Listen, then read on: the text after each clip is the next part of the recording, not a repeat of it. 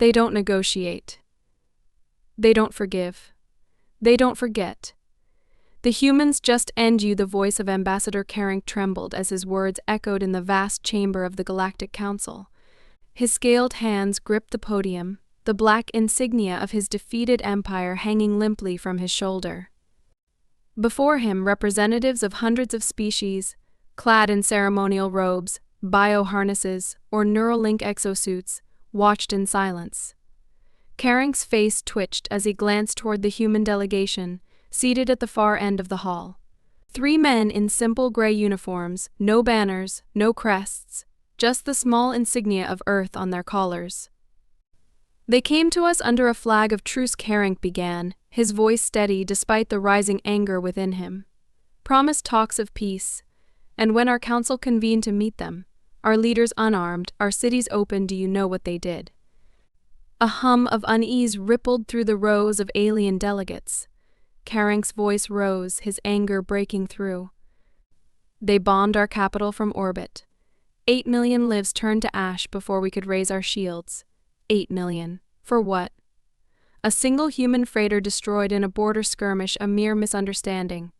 One of the human delegates, the oldest among them, leaned forward. His weathered face revealed no emotion. Karenk flinched under the man's gaze. They call it proportional, Karenk hissed, his scales rippling with agitation. Proportional? They slaughtered millions for dozens of their own. What kind of species responds with such precision? The human stood, his movements deliberate. He approached the central podium, his eyes scanning the assembly. Ambassador Karenk has done an admirable job of summarizing our doctrine, the human said. Allow me to clarify further. Karenk's anger flared. Clarify? You're here to gloat over genocide. The human fixed Karenk with a gaze that made his chest tighten. Call it what you want, the human said, his voice calm but heavy with an undeniable weight. But let me explain something to this council and to you, Ambassador. When you attacked one of our freighters, the human continued, you didn't just kill humans.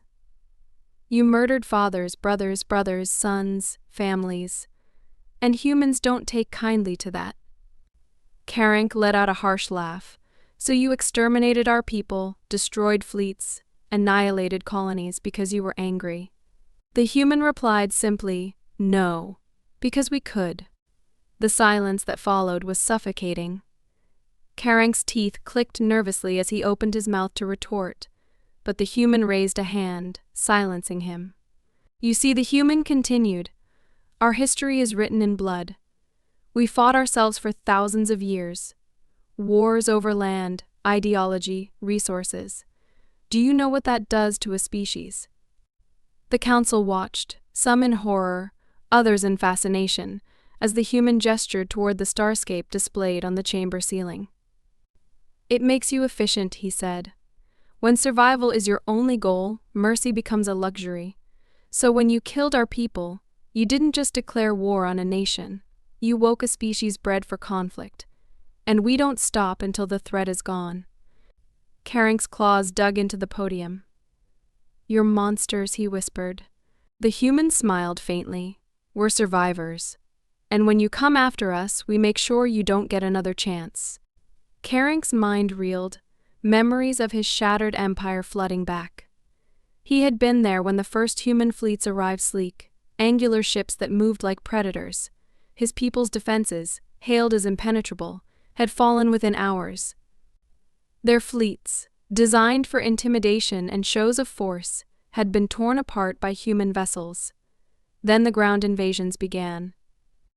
You burned our cities, Karenk said, his voice breaking. Erased entire worlds. And for what? Revenge? A display of power. The human tilted his head.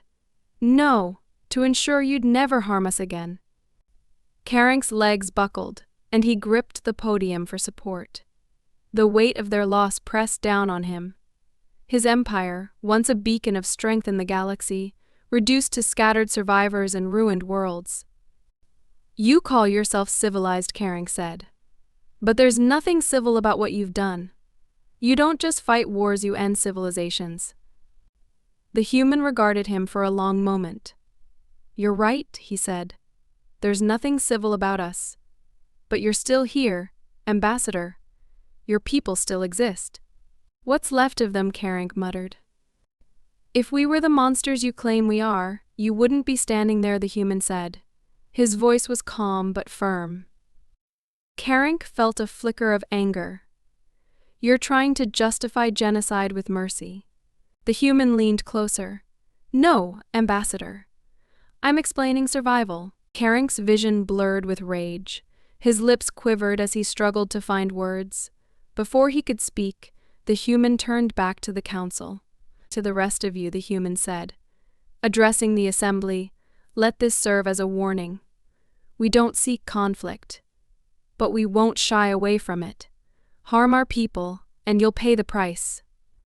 The human glanced at his fellow delegates, who nodded in unison. Then he stepped back. Caring stared at the human delegation, his chest heaving. The room swam around him. He had come here to plead his case, to rally support against Earth's barbarity. But as he stood there, he realized the truth. The humans didn't need allies. They didn't need justification. They had already won. Caring's claws clicked against the cold alloy floor as he left the podium, his mind racing. The humans had not come to debate. They had come to warn. The council chamber, once a sanctuary of negotiation, now felt suffocating.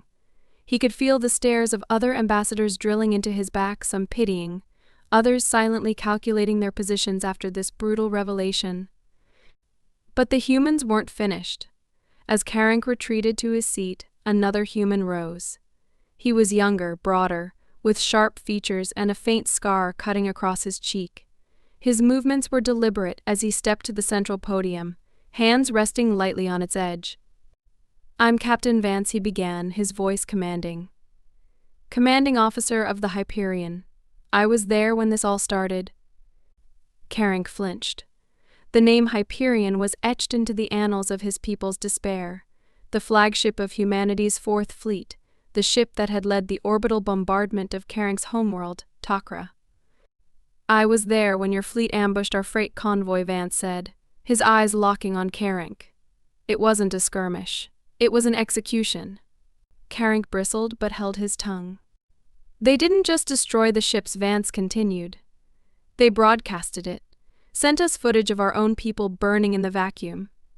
Your fleet commander even sent a message, this is what happens when humans overstep. A ripple of unease spread through the council. Caring's scales tightened involuntarily. That had been Admiral Varan's idea, a calculated move to cow the humans, to show them the futility of resistance. It was meant to break their morale. Instead, it had unleashed something far worse. We received that message, Vance said, and we answered. Caring's claws dug into his seat as he recalled the hours that followed the initial strike. The sudden and overwhelming retaliation. Human ships materialized from hyperspace in coordinated waves, bypassing perimeter defenses like they weren't even there. It wasn't a counterattack, Vance said. It was a slaughter. You killed the crews of 6 freighters, Vance continued. 6 civilian ships. Do you know who was aboard those freighters? Caring didn't respond, his gaze fixed on the floor. Farmers, miners, engineers, families. You didn't attack soldiers. You attacked the people who feed soldiers. And in doing so, you made a fatal mistake. Caring's teeth clicked nervously. We underestimated your response. No, Vance said, leaning forward. You underestimated us? The silence in the chamber was oppressive.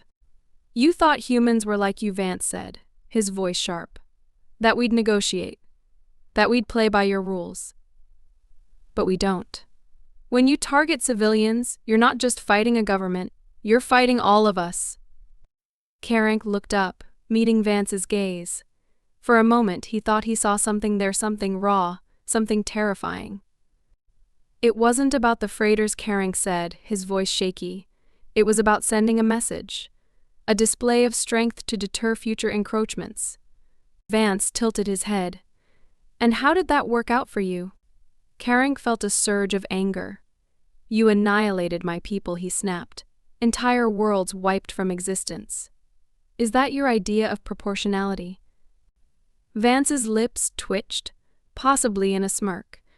"We don't believe in proportionality. We believe in ending threats permanently." Carank's breath caught. The words were delivered without malice, without emotion, just a simple statement of fact.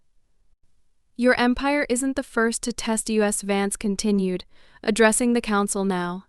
"And it won't be the last. But it will be the first to learn the cost of underestimating humanity." The finality of his words echoed in the chamber, leaving Carank in stunned silence. The council was still. The weight of the truth hung heavy in the air. The silence lingered like a thick fog, the weight of Vance's words pressing on every soul in the room. Carank's chest tightened as he tried to process the undeniable truth. The humans had not only proven their might, they had exposed the fragility of his empire. The Galactic Council, once a proud and untouchable institution, now felt like a gathering of fools, paralyzed by their own inaction. Carank's eyes darted around the room, meeting the gazes of the other ambassadors. Some were avoiding his stare, their faces pale, while others couldn't mask the fear growing in their eyes. They had been complicit in this charade, supporting his empire, siding with him in the past, but now the truth was undeniable. The humans were not the invaders they had once feared. They were the reckoning. The human ambassador stood motionless, the harsh gleam in his eyes unwavering. Vance had not come to negotiate, not to seek a truce. He had come to show them what would happen if they dared cross the line again. Carank's throat was dry, but he forced the words out. "What? What do you want from us?" Vance's lips parted, but before he could speak, the room was flooded with the sound of another voice, a younger delegate from one of the more distant planets, his voice shaking with unease. "What? What happens now?" the delegate asked, looking from Vance to Carank, his hands gripping the edges of his chair. "We cannot allow this to continue. The galaxy cannot live in fear of them." There was a murmur of agreement from the council. The idea of cowering before humans was too much for some. Vance didn't flinch. His gaze swept across the room, measuring every individual with a cold precision. "What happens now," he said, his voice low, almost gentle, "is that you understand what it means to cross humanity." He turned back to Carank, who struggled to maintain composure. "We're not here to dictate how the galaxy should function. But I will tell you this: underestimate us again, and there will be no mercy." Carank swallowed hard, the weight of the message settling deep within his bones. The galaxy had never truly understood what humanity was capable of, not until now. The council had spent centuries playing political games, maneuvering for power and influence, but the humans had one simple rule: survive, by any means necessary. A delegate from a nearby planet, his eyes wide with a mixture of fear and admiration, raised his hand tentatively. "And what of the rest of us? Do we stand against you now?" Vance's gaze sharpened. "You don't have to stand against us. All we ask is that you respect the boundaries we've set." His voice dropped, a dangerous edge creeping in. "But if you choose to oppose us, don't expect a second chance." The room held its breath as the magnitude of Vance's words reverberated in every corner. Carank's mind raced, his thoughts spiraling. This wasn't just a war. It was an execution of an entire way of life, an erasure of the established order. The humans had toppled his empire with brutal efficiency. And now, they were letting the rest of the galaxy know cross them, and there would be no mercy. The council shifted uneasily, whispers filling the chamber. Some were already calculating their next moves, trying to find a way to ensure their survival. Others were paralyzed by the sheer scope of what they had just witnessed. Vance's gaze swept across the room, as if reading the thoughts of every delegate present. He didn't need to say anything more. The message was clear. Humanity was not just a force to be reckoned with, they were the reckoning. The chamber was quiet, but the tension was palpable. Karen could feel the eyes of the galaxy upon him, the weight of their judgment pressing in. The humans had made their stand, and there was no going back. It wasn't just about victory anymore. It was about survival. And the galaxy would soon learn what it meant to be in humanity's path. Karen's heart pounded in his chest. The fight was far from over, but one thing was certain. Humanity had already won.